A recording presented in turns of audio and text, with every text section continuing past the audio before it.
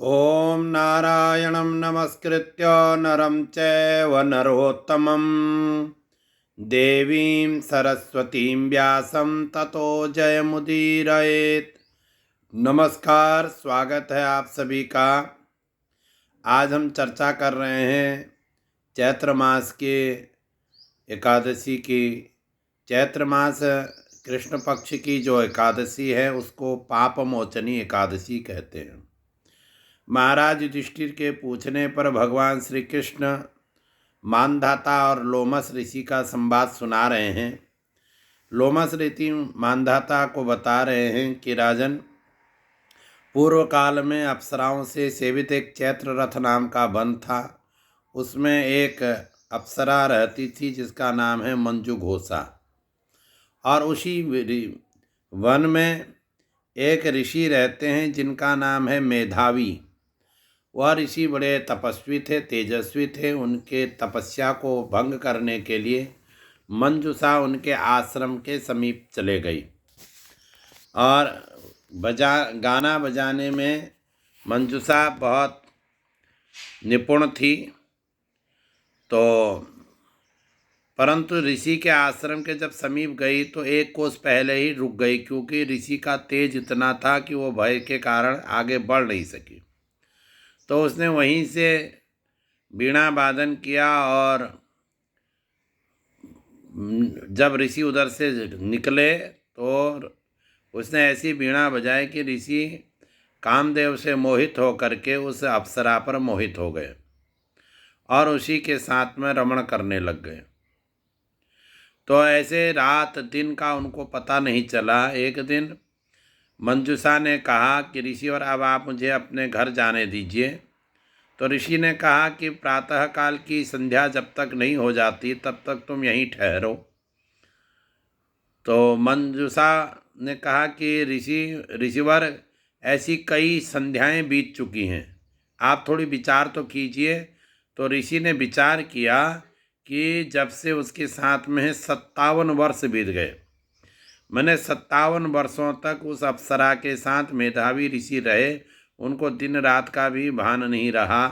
तो उनको बड़ा क्रोध आया। उन्होंने सोचा कि मेरी तपस्या को भंग करने वाली यह अप्सरा है, तो उन्होंने उसको श्राप दे दिया, जा तू पिशाचिनी हो जा।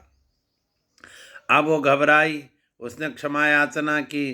तो मेधावी तिथि ने कहा, चैत्र मास की जो पाप मोचनी एकादशी है उसका तू व्रत करेगी तो पिशाचत्व से मुक्ति पाएगी।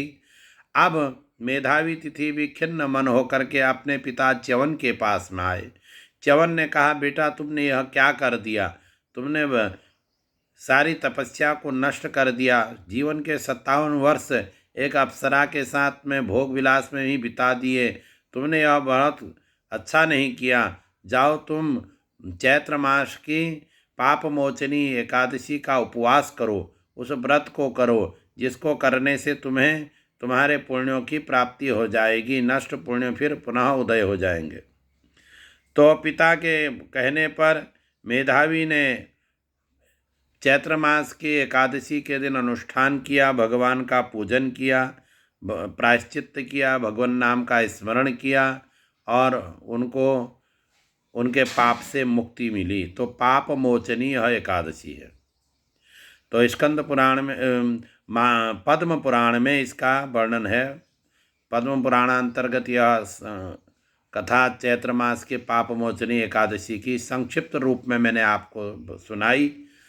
तो चैत्र मास की पाप मोचनी जो एकादशी है वह कल को 25 मार्च 2025 को मंगलवार के दिन होगी। एकादशी का उपवास कीजिए आप 25 तारीख के दिन, कल के दिन, और भगवान की स्तुति कीजिए, भगवान नाम का स्मरण कीजिए। ओम नमो नारायणाय या ओम नमो भगवते वासुदेवाय, इन मंत्रों का जप कीजिए। विष्णु सहस्र नाम का पाठ कीजिए।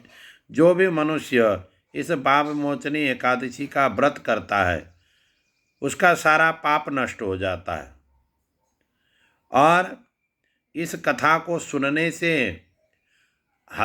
सहस्र गोदान का फल प्राप्त हो जाता है। चैत्र मास की पाप मोचनी एकादशी का जो यह आप फल सुन रहे हैं, इसको सुनने मात्र से ही सहस्त्र गोदानों का फल प्राप्त होता है। तो भगवान नारायण सब पर कृपा करें, ऐसी हमारी भावना है। आप लोग एकादशी का व्रत कीजिए। नमस्कार।